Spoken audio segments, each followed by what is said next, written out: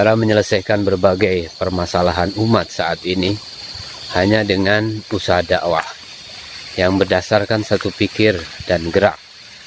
Segala cara yang ditempuh di luar usaha dakwah nampaknya saja dapat memberikan hasil dan keuntungan dengan segera, meskipun hanya dengan sedikit pengorbanan.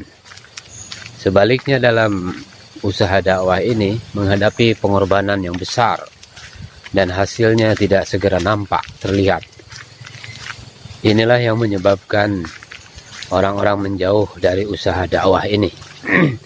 Demikian pula orang-orang yang tergesa-gesa dalam mengambil kesimpulan ketika melihat para pekerja dakwah seolah-olah tidak produktif, atau ketika melihat azas usaha ini karena mereka belum mampu melihat hakikatnya, yaitu memahami makna syariat. Allah Subhanahu wa Ta'ala akan menerima kerja dari orang-orang yang melakukan usaha dakwah dengan senantiasa menambah pengorbanan. Beramal bukan asbab masuk surga, tetapi dengan rahmat Allah Subhanahu wa Ta'ala. Dan rahmat Allah Subhanahu wa Ta'ala hanya akan diperoleh dengan beramal. Maka harus beramal.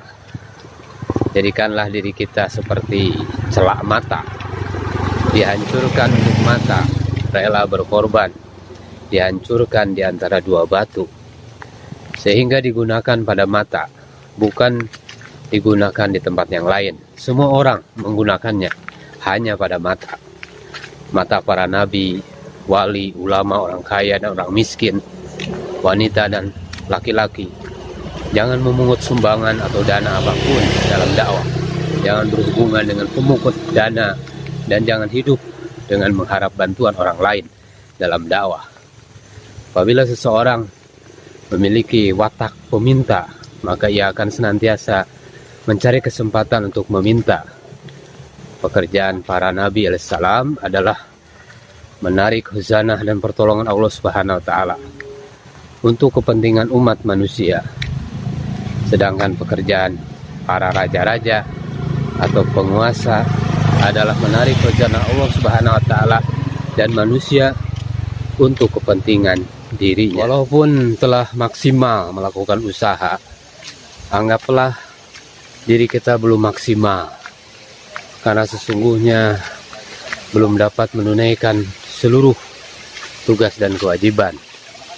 Tambah pengorbanan bila ada takaza seperti mengerjakan sholat fardu dan sunnah, saum Ramadan dan saum sunnah.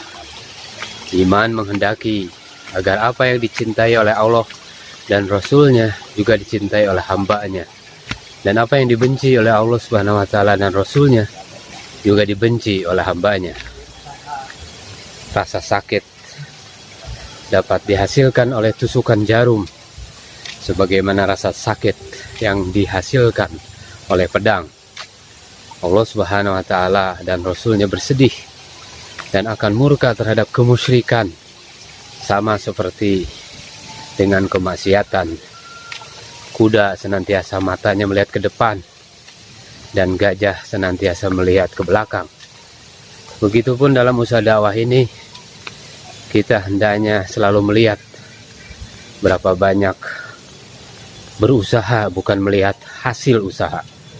Setiap kali melakukan kerja dakwah, maka berdoalah 10 kali lebih banyak. Jika yakin pada diri sendiri, maka bantuan Allah Subhanahu wa Ta'ala akan jauh. Jangan melakukan usaha dakwah untuk kepentingan diri sendiri.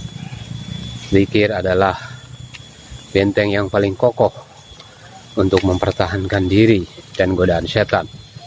Oleh sebab itu, semakin banyak orang yang jahil yang kita temui, hendaknya semakin banyak berzikir agar terhindar dari pengaruh kejahatan mereka. Apabila taat kepada Allah Subhanahu wa Ta'ala, akan datang ujian berupa kesusahan, tetapi nusratullah akan menyusul kemudian. Nusratullah tentunya tidak dikaruniakan pada permulaan kerja, namun pertolongan Allah Subhanahu wa Ta'ala akan diberikan pada saat kita memerlukan. Menerima musibah dan kesulitan dengan riang gembira, sebab bantuan Allah akan segera datang. Baterai seorang da'i adalah semakin banyak berzikir, maka kesan pikirannya akan tersebar pada orang lain. Nur di dalam hati akan bertambah dengan amalan dakwah, ibadah, menangis dan risau memikirkan keselamatan umat. Dengan banyak menangis melihat keadaan umat, kita akan memperoleh banyak manfaat.